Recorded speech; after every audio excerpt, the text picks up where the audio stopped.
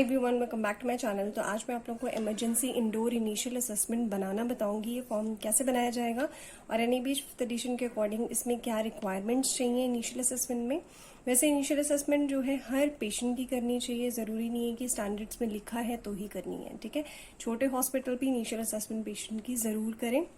ये आपको plan of care बनाने में बहुत अच्छा जो है वो सपोर्ट करेगा बेसिकली। ठीक है, तो वीडियो शुरू करने से पहले मैं आपसे रिक्वेस्ट करना चाहती हूँ कि मेरे चैनल पे मेंबरशिप चल रही है। अगर आप मेरे चैनल के कंटेंट को सपोर्ट करना चाहते हैं तो मेंबरशिप को ले सकते हैं और ज्वाइन बटन पे क्लिक करके। इसके अलावा जो है मैंने QM लर्निंग मेंबरशिप जो है 799 रुपीज में आप उसका एक्सेस लेके NABH FAQs को एक्सेस कर सकते हैं। और अगर आपको मेंबरशिप नहीं लेनी है और आप मुझे थैंक्स के थ्रू सपोर्ट करना चाहते हैं तो इस वीडियो के नीचे थैंक्स बटन आ रहा होगा, आप उस पर क्लिक करके भी मुझे जो है सपोर्ट कर सकते हैं। तो चलिए फटाफट से अब हम अपनी वीडियो जो है वो शुरू करते हैं। तो गाइज देखिए, जो इनिशियल असेसमेंट है बेसिकली वो जो चैप्टर नंबर 1 है AAC 4 के कुछ ऑब्जेक्टिव एलिमेंट्स हैं जो कि A से लेके G तक हैं। ठीक है, इसमें बेसिकली क्या कहा गया है AAC 4 में कि पेशेंट जो है, जो भी आपके हॉस्पिटल में पेशेंट्स आते हैं उनकी सभी की इनिशियल असेसमेंट होनी चाहिए। ठीक है, सभी पेशेंट्स की इनिशियल असेसमेंट करनी बहुत जरूरी है।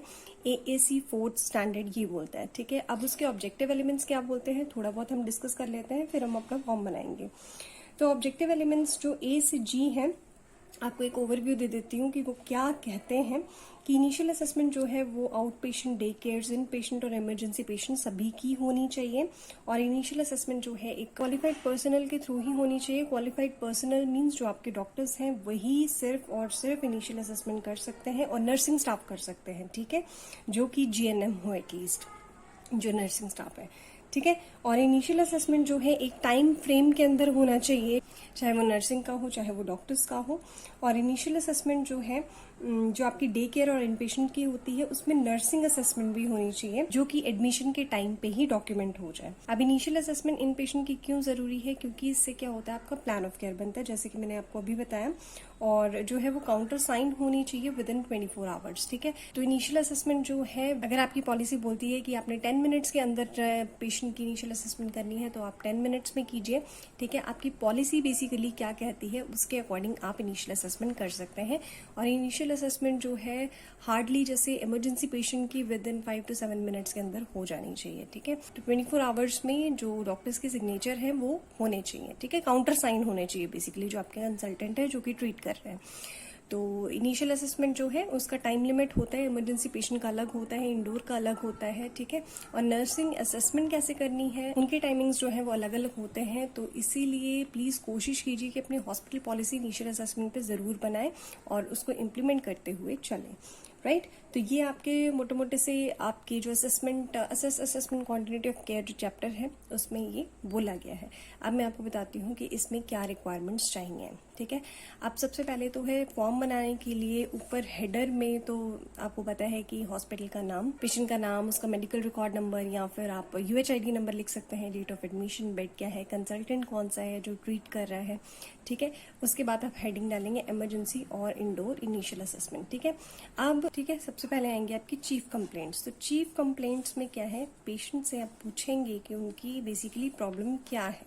ठीक है, अब देखो मेरे एक्सप्लेन करने से बेटर आप लोग डॉक्टर्स हो, नर्सिंग स्टाफ हो जो मेरी वीडियोस देख रहे हैं, आप लोगों को अच्छे से पता होगा इसको फिल कैसे करना है। स्टिल आप लोगों के अलावा भी मेरे चैनल पे जैसे क्वालिटी मैनेजर्स मेरी वीडियो को देख रहे होंगे या और भी लोग हैं जो मेरे चैनल पे विजिट करके उसको चेक करते हैं, तो उनके लिए मैं मोटा मोटा सा ओवरव्यू दे देती हूँ। ठीक है, कि चीफ कंप्लेंट्स बेसिकली क्या है। जैसे चीफ कंप्लेंट्स लेट्स सपोज कि कोई पेशेंट एडमिट हुआ, 51 ईयर्स ओल्ड है और उसको स्टूल में ब्लीडिंग आ रही है। ठीक है, और उसके एनल एरिया में पेन हो रहा है, एब्डोमिनल पेन भी है, कॉन्स्टिपेशन भी है या लॉस ऑफ एपेटाइट है। तो ये कुछ चीफ कंप्लेंट्स हो जाएंगी जो कि आपको पेशेंट बताएगा। ठीक है, अब पेशेंट को एडमिट किया गया है फॉर फर्दर इन्वेस्टिगेशन, तो ये सारी चीजें आपकी चीफ कंप्लेंट्स पे आ जाएंगी जो कि आप पेशेंट से पूछेंगे असेसमेंट के टाइम पे। ठीक है, अब पेन असेसमेंट में आपने देखा होगा कि उसमें फेसेस बने होते हैं, बट ये वो वाला पेन असेसमेंट नहीं है। आपने जस्ट जनरल हिस्ट्री लेनी है एक पेशेंट की कि मतलब उसकी पेन कितना है। ठीक है, लोकेशन क्या है, पेन का बेसिकली कैरेक्टर क्या है, पेन का स्कोर क्या है, पेन की फ्रिक्वेंसी क्या है, ड्यूरेशन क्या है, ठीक है। तो जब भी आप पेन असेसमेंट करेंगे तो पेशेंट से ये चीज़ें ज़रूर पूछनी है, लोकेशन क्या है, कैरेक्टर क्या है, पेन स्कोर क्या है, बेसिकली फ्रिक्वेंसी क्या है और ड्यूरेशन क्या है, ठीक है। उसके बाद आपने लेना है कोई भी हिस्ट्री कोमॉर्बिडिटीज़ की। अब कोमॉर्बिडिटीज़ में क्या आएंगे, एक सेकेंड, हाँ, अब कोमॉर्बिडिटीज़ में क्या आएंगे, जैसे हाइपरटेंशन है, कोई एस्थमा है, या फिर डायबिटीज़ है, जॉन्डिस है, टीबी है, या फिर कोई हार्ट डिजीज़ है, ठीक है, एपिलेप्सी है, कोई मेलिग्नेंसी है, ठीक है, थायराइडिज्म की मीन्स शिकायत है, तो इस तरीके की कोई कोमॉर्बिडिटीज़ होंगी तो वो भी, उसकी भी हिस्ट्री लेंगे, ठीक है। तो आप देखिए फॉर्म तो बहुत अच्छे से क्रिएट कर सकते हैं, बट फॉर्म के अंदर क्या चीज़ें चाहिए वो मैं आपको बता दे रही हूँ, उसके साथ में उसकी एक्सप्लेनेशन भी दे रही हूँ, तो आप फॉर्म इजीली क्रिएट कर सकते हैं, ठीक है। अब ये जो कोमॉर्बिडिटीज़ हैं वो आपकी आएंगी पास्ट हिस्ट्री में, तो आप मोटा मोटा सा इसको एक हेडिंग दे सकते हैं, पास्ट हिस्ट्री, जिसके अंदर आपकी हिस्ट्री ऑफ कोमॉर्बिडिटीज आ जाएंगी, ठीक है। अब फैमिली हिस्ट्री आप लेंगे कि जैसे मान के चलिए किसी को शुगर होता है तो उनकी फैमिली हिस्ट्री में किसी को दादा के आगे जो भी उनकी पीढ़ी दर पीढ़ी चलती रहती हैं, हेरिडिटरी जो है वो शुगर आगे आगे बढ़ता जाता है, डायबिटीज होती जाती है। अब फैमिली हिस्ट्री होगी, फैमिली हिस्ट्री में नीचे ही मैं आपको ऐसे ऐसे करके बता देती हूँ। फैमिली हिस्ट्री के बाद आप पूछ सकते हैं कोई हिस्ट्री ऑफ एलर्जी, कोई एलर्जी तो नहीं थी। ये फॉर्म बहुत अच्छा बनेगा जिस तरीके से मैं बता रही हूँ, अगर आप उस तरीके से अपने फॉर्म को एक तरीके से एक रूप लेके आएंगे फॉर्म का, तो ये फॉर्म जो है वो बहुत अच्छा और फ्रूटफुल बनने वाला है, ठीक है। बट इससे पहले मैं आपको बता दूं कि ये स्पेशलिटी वाइज जो है वो चेंज हो जाएगा। अब जैसे बच्चों का हॉस्पिटल है उसमें इन सब चीज़ों की ज़रूरत नहीं है ना। अब जो एडल्ट का है वो बेसिकली ये है, ठीक है। हिस्ट्री ऑफ एलर्जी या हिस्ट्री ऑफ कोई surgery, history of surgery, then history of कोई ब्लड ट्रांसफ्यूजन अगर हुआ तो हिस्ट्री ऑफ ब्लड ट्रांसफ्यूजन आप, ठीक है। अब पर्सनल या ऑक्यूपेशनल हिस्ट्री या कोई और आपकी हिस्ट्री, मतलब या इसके अलावा कुछ अगर आप पर्सनल बताना चाहते हैं तो वो भी उसमें ऐड कर सकते हैं। कोई एडिक्शन की हिस्ट्री, ठीक है, कि कुछ जो है वो ड्रग इंटरफेरेंस होती हैं, तो ये सारी हिस्ट्री लेनी बहुत ज़रूरी है। तो हिस्ट्री ऑफ एडिक्शन, कोई एडिक्शन तो नहीं है किसी चीज़ की, ठीक है। अब बॉवल या फिर ब्लैडर की कंप्लेंट्स, अब इसमें चलिए हम यहाँ पे लिख देते हैं बॉवल या आपके ब्लैडर की complaints, history of constipation like, इस तरीके से, ठीक है। तो बॉवल या फिर आपके ब्लैडर की कंप्लेंट्स।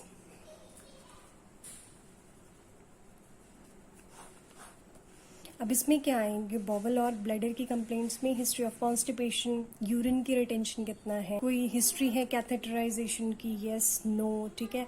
अगर हाँ है तो कौन सा कैथेटर यूज़ किया था, फोलीज किया था या दूसरा कोई किया था, कोई डिफ़िकल्टी आई कैथेटराइजेशन में, तो ये चीज़ें जो है वो बतानी इम्पॉर्टेंट है, ठीक है। अब जो है मेन हिस्ट्री ऑफ मेडिकेशन, कि अब जैसे है कुछ लोग जो है शुगर बीपी इन चीज़ों की जो है दवाइयाँ लेते हैं, मेडिसिन लेते हैं, तो वो आप ज़रूर बताएं कि आप कोई बीपी की या कोई शुगर की इन चीज़ों की मेडिसिन या फिर थायराइड की किसी भी चीज़ की मेडिकेशन जो है वो पुरानी, या कोई स्किन की मेडिसिन ले रहा होता है, तो ये जो सारी मेडिकेशंस हैं वो आप ज़रूर डॉक्टर को बताएं। या कोई भी अगर हिस्ट्री एक्स्ट्रा, इसके अलावा कोई एक्स्ट्रा चीज़ है जो आपको बताने वाली है, वो आप अलग से बता सकते हैं, जो कि यहाँ पे जैसे रेलिवेंट हिस्ट्री आप कह लीजिए, ठीक है, उसमें नोट डाउन हो जाएगी, या फिर जो पर्सनल मैंने आपको बताया था उसके अंदर नोट डाउन हो जाएगी, ठीक है। अब आएगा जनरल एग्जामिनेशन। अब जनरल एग्जामिनेशन में, अब जैसे मैंने पास्ट हिस्ट्री का एक ऊपर से हेडिंग दी थी, अब यहाँ पे मैं आपको जनरल एग्जामिनेशन की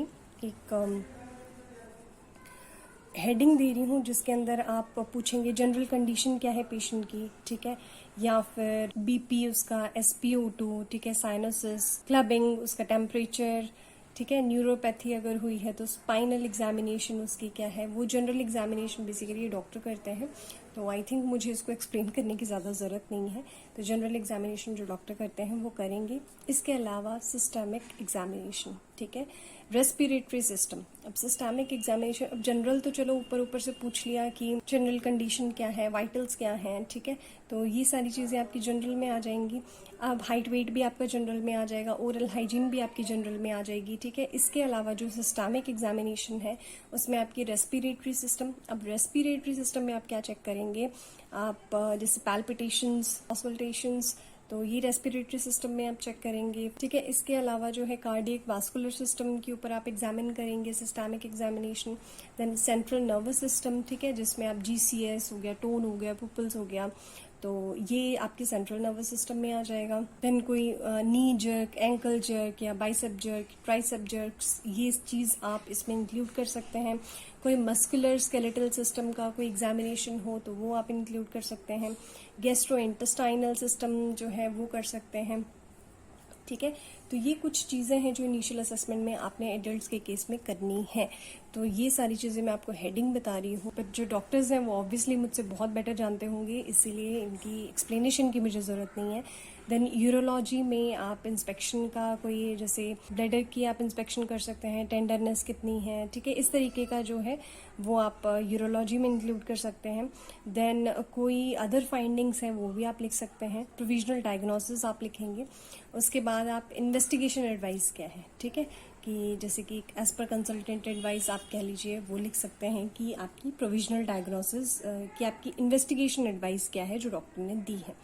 देन आएगा न्यूट्रिशनल स्क्रीनिंग। अब न्यूट्रिशनल स्क्रीनिंग NABH में बहुत इंपॉर्टेंट है। इनिशियल असेसमेंट तो ज़रूरी है ही है, बट उसका एक पैरामीटर है जिसमें आप न्यूट्रिशनल स्क्रीनिंग करते हैं। अब न्यूट्रिशनल स्क्रीनिंग और assessment, these are two different things, ठीक है।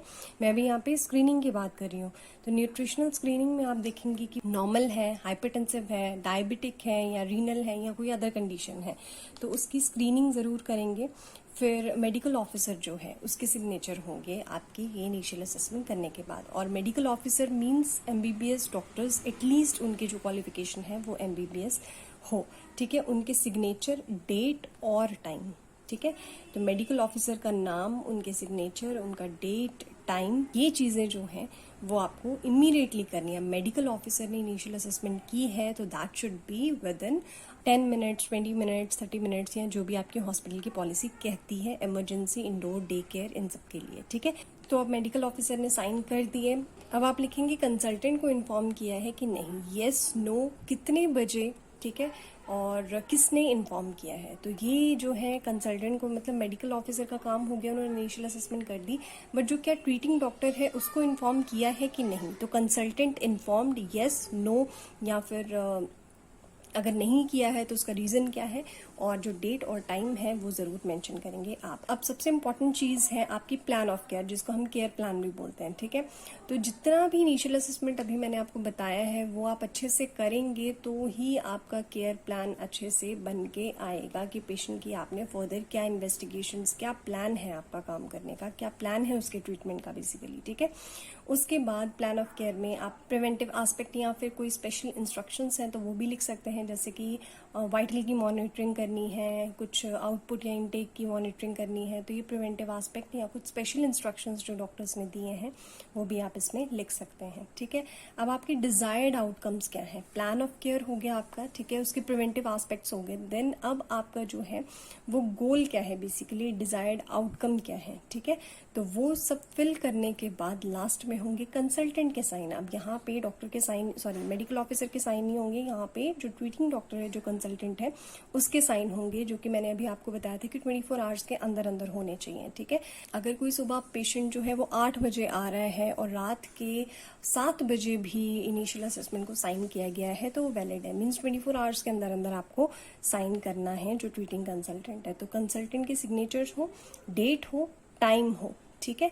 अब ये इंपॉर्टेंट है। अब इसके अलावा मैं आपको कुछ छोटी छोटी चीजें बता देती हूँ इनिशियल असेसमेंट के बारे में, जो कि सभी हॉस्पिटल्स में लागू की जानी चाहिए, जिसमें से अभी मैंने आपको एक चीज बताई कि 24 आवर्स के अंदर अंदर जो है आपके जो कंसल्टेंट है उसको उनको इनिशियल असेसमेंट जो है वो साइन करना है। Initial assessment fill medical officer ही करेंगे। अगर कंसल्टेंट करना चाहते हैं तो वेल एंड गुड।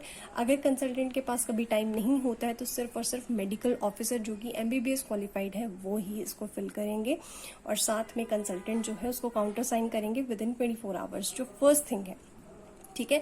अब ये होगी इनिशियल असेसमेंट के बाद। सेकंड जो है प्लान ऑफ केयर। अब प्लान ऑफ केयर जो है सिर्फ और सिर्फ आपका कंसल्टेंट या फिर ट्रीटिंग डॉक्टर ही बनाएगा, इसमें मेडिकल ऑफिसर का कोई रोल नहीं है, ठीक है। मेडिकल ऑफिसर सिर्फ डॉक्यूमेंट करेगा, बट प्लान ऑफ केयर जो है वो कंसल्टेंट ही बनाएगा, ठीक है। तो गाइज आई नो मैंने बहुत ज़्यादा आपको, मैंने सोचा था कि मैं आपको लिख के बताऊंगी, बट मैं फ्लो में बोलती चली गई, मैं यहाँ पे नोट डाउन करना भूल गई। तो आप एक काम कीजिए, वीडियो भी बहुत ज़्यादा लंबी हो चुकी है, जो भी आप दोबारा देखिए वीडियो को और उसको पॉइंट्स को नोट डाउन करते जाइए, आपको बहुत अच्छा एक फॉर्म मिलेगा, एक रॉ फॉर्म मिलेगा। रॉ को आप फाइनल करने की कोशिश कीजिए, ठीक है, अपने डॉक्टर्स के साथ कंसल्ट करके। और भी इसमें काफ़ी सारी चीज़ें अगर ऐड करना चाहते हैं तो आप कर सकते हैं, but care plan, initial assessment, date, time, 24 hours के अंदर अंदर इसको साइन करना है, मेडिकल ऑफिसर उसको फिल कर सकते हैं, और सिस्टमिक एग्जामिनेशन होनी चाहिए, जनरल एग्जामिनेशन होनी चाहिए, ठीक है, तभी आपका जो है इनिशियल असेसमेंट अच्छे से बनेगा और उससे आप अच्छे से केयर प्लान जो है पेशेंट को ट्रीट करने के लिए बना सकते हैं। तो आई थिंक आज के लिए इतना काफ़ी है। तो उम्मीद करती हूँ आज का टॉपिक आपको इन्फॉर्मेटिव लगा होगा। अगर इन्फॉर्मेटिव लगा है तो प्लीज़ एक लाइक और शेयर ज़रूर करें सूटेबल ऑडियंस के साथ, और सब्सक्राइब करें मेरे चैनल को, क्योंकि इस तरीके की वीडियोस जो है मैं आपको बताती रहूँगी। हेल्थ केयर क्वालिटी, एक्रेडिटेशन और भी बहुत सारी चीज़ें हैं इसके अलावा भी जो हेल्थ केयर से रिलेटेड है, कोई स्कोप है, कुछ भी चीज़ें हैं मैं आपको बताऊँगी। तो अगर आप चैनल पर नए हैं तो सब्सक्राइब किए बिना मत जाना, बट उससे पहले मैं आपसे ये भी बोलूँगी कि आप अगर प्लेलिस्ट चेक करें और अगर आपको जेन्युइनली कंटेंट अच्छा लगता है तो ही सब्सक्राइब करें, क्योंकि ये फिर ही आप लोगों के लिए बेनिफिशियल होगा, राइट। तो गाइज मैं मिलती हूँ आपसे नेक्स्ट वीडियो में। Till then bye bye, take care and stay safe.